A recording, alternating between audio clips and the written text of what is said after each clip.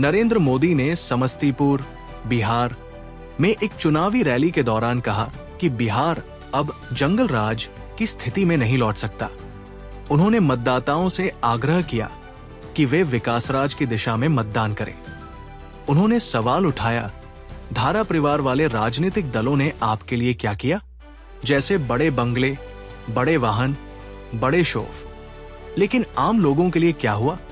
उन्होंने युवाओं और महिलाओं को लक्ष्य करते हुए कहा कि बिहार का पानी और जवानी, युवा शक्ति दोनों ही बहुत बड़े संसाधन हैं।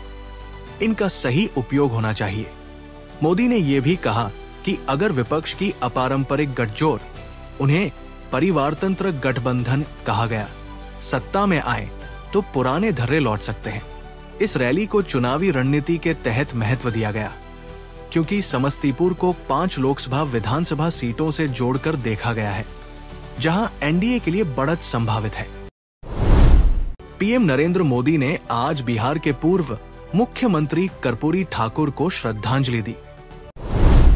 आज सुबह एक दर्दनाक बस हादसा सामने आया है, जो हमें यात्रियों की सुरक्षा पर एक बार फिर गंभीर चेतावनी देता है। मामला है कावेरी ट्रैवल्स की बस का, जो हैदराबाद बेंगलुरु हाईवे पर चल रही थी। दुर्घटना उस समय हुई जब बस को एक बाइक से टक्कर लगी और इसके बाद आग पकड़ ली। उस हादसे में कम से कम 20 यात्रियों की जान चली गई। घटना स्थल है आंध्र प्रदेश का चिन्ना टेकुरू विलेज, कर्नूल डिस्ट्रिक्ट। बस की मुख्य दरवाजा व बाहर निकलने का रास्ता टक्कर के बाद जाम हो गया था। यात्रियों को खिड़कियां तोड़कर भागना पड़ा। जांच रिपोर्ट में यह भी खुलासा हुआ है कि बस के पास फिटनेस तथा बीमा के प्रमाण पत्र सही थे, लेकिन उसे 16 चालान मिले हुए थे और लगभग 23,000 रुपए का जुर्माना बकाया था। मुख्यमंत्री एन चंद्रबाबू नायडू ने मृतकों के प्रति संवेदना जताई है और हादसे की विस्तृत जांच का आदेश दिया है। तेजस्वी यादव ने सहरसा रैली में कहा, मैं जुमलेबाजी नहीं, काम करने आया हूं, बस एक मौका दीजिए। उन्होंने कहा कि एड, सीबीआई, एटी से हमें डराने की कोशिश हो रही है। झारखंड की राजधानी रांची आज से बन गई है दक्षिण एशिया के सर्वश्रेष्ठ एथलीटों का अखाड़ा। SF, South Asian Athletics Federation Athletics Championship 2025 की शानदार शुरुआत बिरसा मुंडा स्टेडियम में हुई, जहां भारत, श्रीलंका, नेपाल, बांग्लादेश, भूटान, मालदीव और पाकिस्तान जैसे देशों के धावक अपने दमखम का प्रदर्शन कर रहे हैं। उद्घाटन समारोह में झारखंड के मुख्यमंत्री और खेल मंत्री मौजूद रहे। रंगारंग कार्यक्रमों और देशभक्ति गीतों के बीच भारतीय खिलाड़ियों का जोश देखते ही बनता था। पहले दिन की स्पर्धाओं में पुरुषों की 100 मीटर दौड़, महिलाओं की 400 मीटर रेस, लॉन्ग जंप और शॉट पुट जैसे इवेंट्स हुए। भारतीय खिलाड़ियों ने शानदार शुरुआत करते हुए कई फाइनल में जगह बनाई। इस चैंपियनशिप का मकसद है दक्षिण एशियाई देशों में एथलेटिक्स को बढ़ावा देना और पेरिस ओलंपिक क्वालिफिकेशन के लिए मंच तैयार करना। आयोजकों का कहना है कि रांची की मिट्टी और माहौल एथलीटों के प्रदर्शन के लिए अनुकूल है और उम्मीद है कि भारत इस बार सबसे ज्यादा गोल्ड मेडल अपने नाम करेगा। उपग्रह तस्वीरों और रक्षा विश्लेषणों में संकेत मिले हैं कि चीन तिब्बत पठारी क्षेत्रों के नजदीक नई भूमिगत संरचनाएं, सिलो और कड़े बेस बना रहा है, जिन्हें मिसाइलों या सैन्य उपकरणों के शेल्टर के रूप में देखा जा रहा है।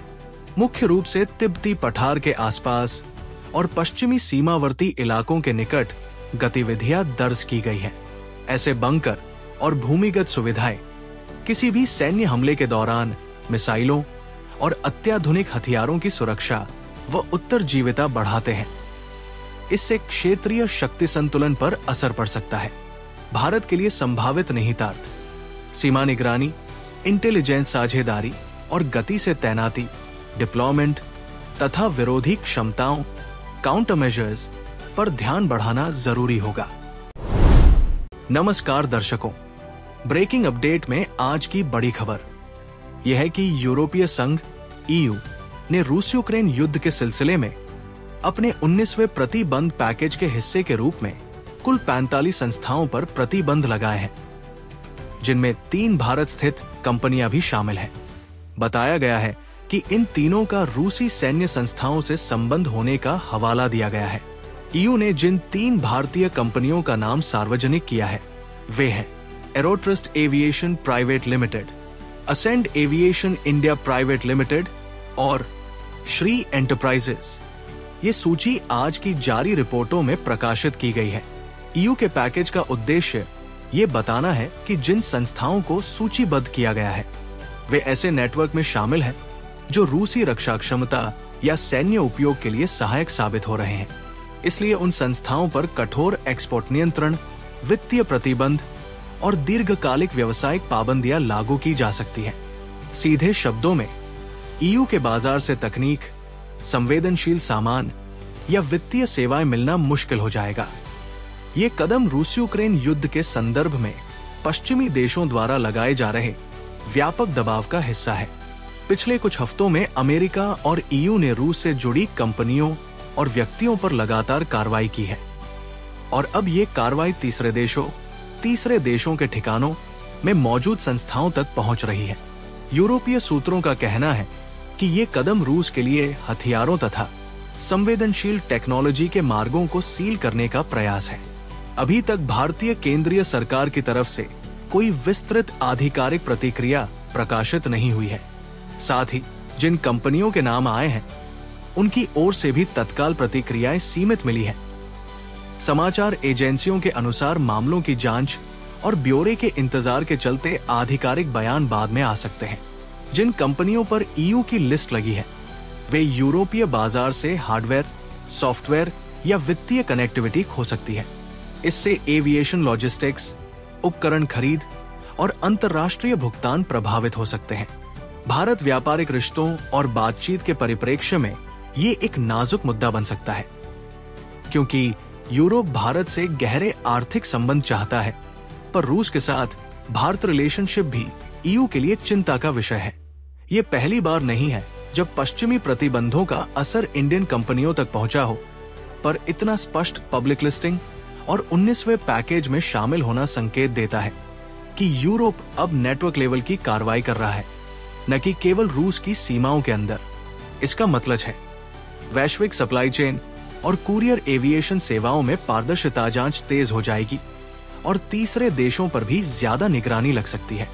यूरोपीय संघ की ये कार्रवाई वैश्विक भूराजनीति और व्यापारिक नियमों के नए दौर की ओर इशारा करती है, जहां किसी भी देश की कंपनियां अंतर्राष्ट्रीय टकरावों के प्रभाव से अछूती नहीं रह सकती।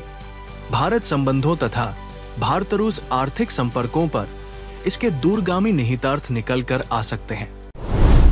छठ पूजा भारत के सबसे प्राचीन और वैज्ञानिक धार्मिक पर्वों में से एक है। ये सूर्य देव और छठी मैया की उपासना का पर्व है।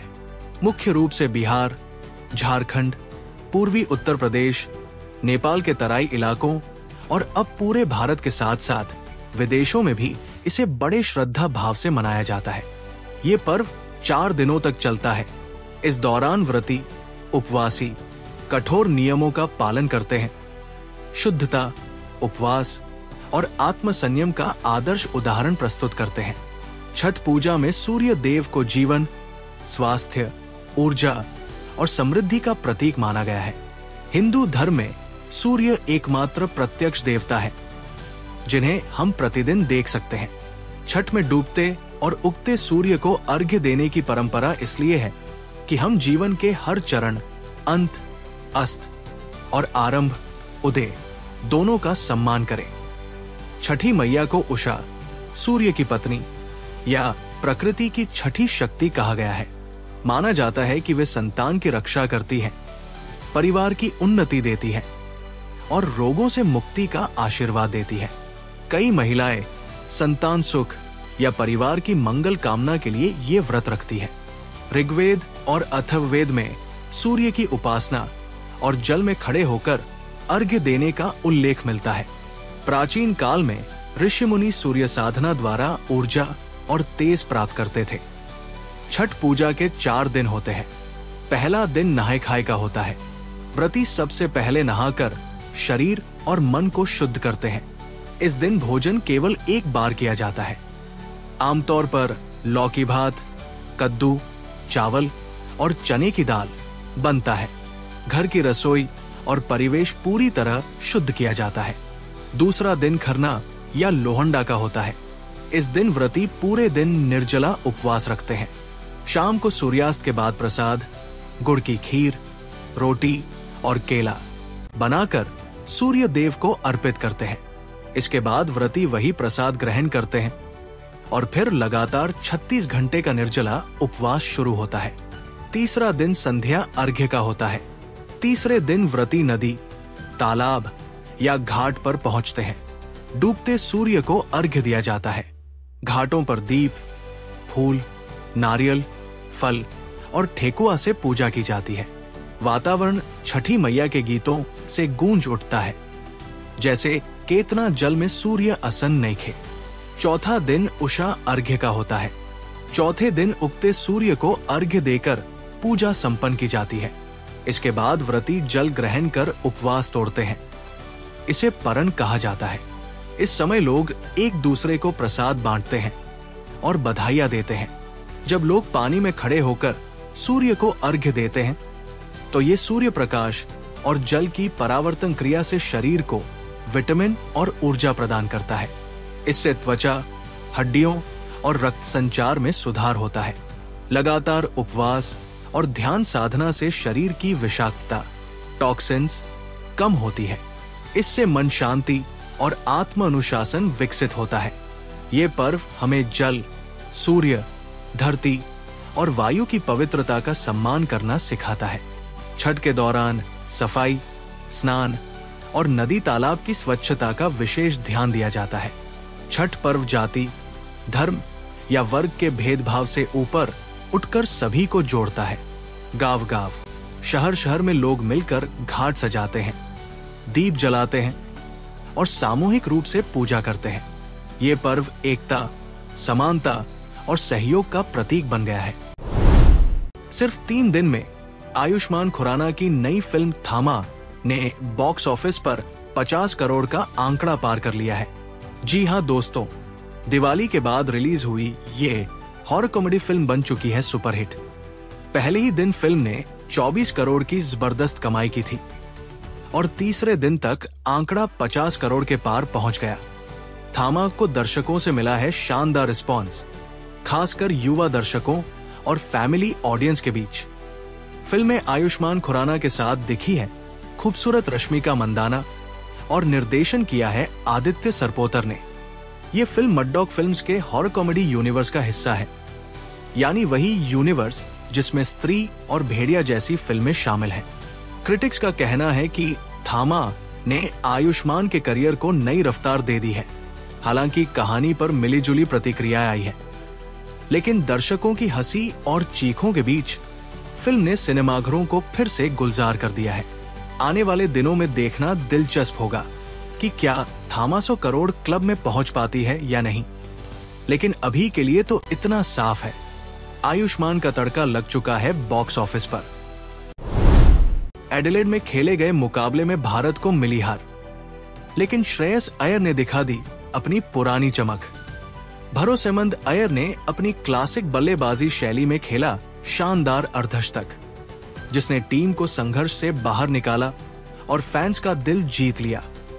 मैच भले ही टीम इंडिया के पक्ष में नहीं गया, लेकिन अय्यर की ये पारी यादगार रही। सटीक टाइमिंग, शानदार फुटवर्क और उनके ट्रेडमार्क कवर्स ड्राइव ने दर्शकों को दिल जीत लिया। कमेंटेटर्स ने भी कहा, Iyer is back in business